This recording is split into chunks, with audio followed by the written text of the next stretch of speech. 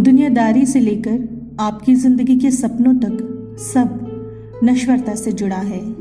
दोस्तों, एक divine story के माध्यम से हमें सच को समझते हैं। एक दंपत्ति अपने बच्चों सहित सत्संग सुनने और सेवा करने के लिए एक महात्मा के यहाँ जाया करते थे। समय गुजरा, दंपत्ति में दुनियादारी से लेकर अपनी निजी जिंदगी और बच्चों के भविष्य को लेकर जो सपने इच्छाएं थी इतनी बढ़ने लगी कि वे सत्संग सेवा से लाभ उठाने की बजाय इससे दूर होने लगे। महात्मा ने इनकी बढ़ती कामनाओं को देखा तो इनके माध्यम से इन्हें और दुनिया को ईश्वर कृपा से सच बताने का फैसला किया। एक दिन बहुत अद्भुत घटना इन दंपत्ति के साथ घटित हुई। इनके सामने इनके 50 जन्मों के पति पत्नी बच्चों सहित सामने आकर खड़े हो गए। सभी पति पत्नी अपना हक मांगते हुए कहने लगे कि जन्मों जन्मों तक साथ जीने मरने साथ निभाने की कसमें तुमने मेरे साथ खाई थी। तुम मेरे लिए मुझे पाने के लिए अपनी जान तक देने को तैयार थे। शादी के बाद तुम मेरा और बच्चों का कितना ख्याल रखते थे और आज किसी और के लिए मुझे और बच्चों को ठुकरा कर मेरा दिल तोड़ रहे हो। क्या तुम सब भूल गए हो? तुम धोखेबाज हो। अब दंपत्ति ये सब सुनकर हैरान थे और सोचने लगे, ये क्या है? क्या वाकई हमने ये प्यार कई बार किया है? आज इनके प्रति हमारी कोई प्यार जैसी भावना हमें महसूस नहीं हो रही। दोनों डरे हुए थे।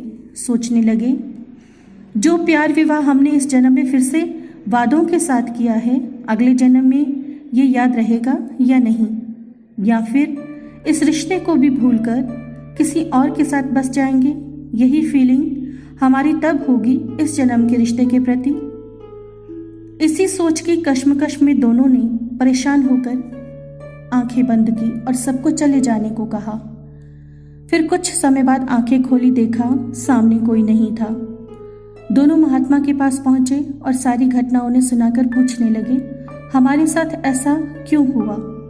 महात्मा ने कहा, ये तो सिर्फ तुम्हारे 50 जन्मों के रिश्ते थे और तुम घबरा गए। तुम तो इन हर युग हर जन्म में बदलने वाले नाशवान रिश्तों के लिए खुद को इनका वफादार कहते हो,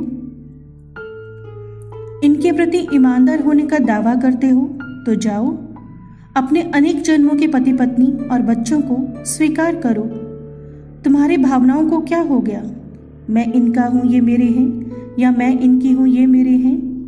ये कहने वाले तुम, जब ये तुम्हारे रिश्ते तुम्हारे सामने आए तो तुमने इन्हें अपनाना तो दूर पहचाना तक नहीं और चले जाने को कह दिया। क्यों?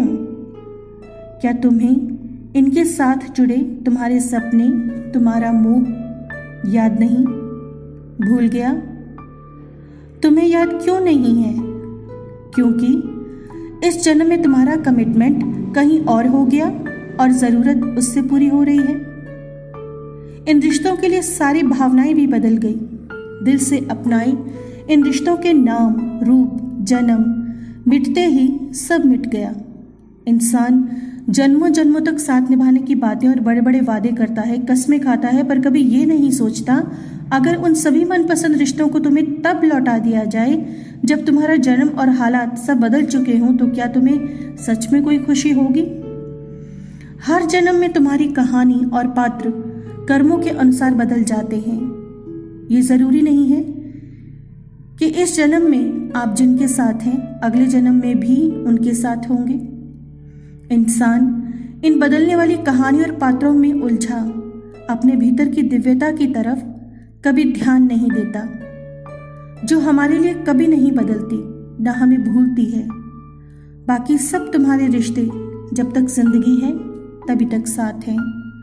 बहुत महत्वपूर्ण एक सच है कि सबको इस परिवर्तनशील दुनिया से परे अपनी मंजिल पर पहुंचना ही है। विश्वास और प्रेम करने लायक एक ही सच है, परम दिव्यता, जो हमारी अपनी है। उसकी शरण में ही परम शांति है।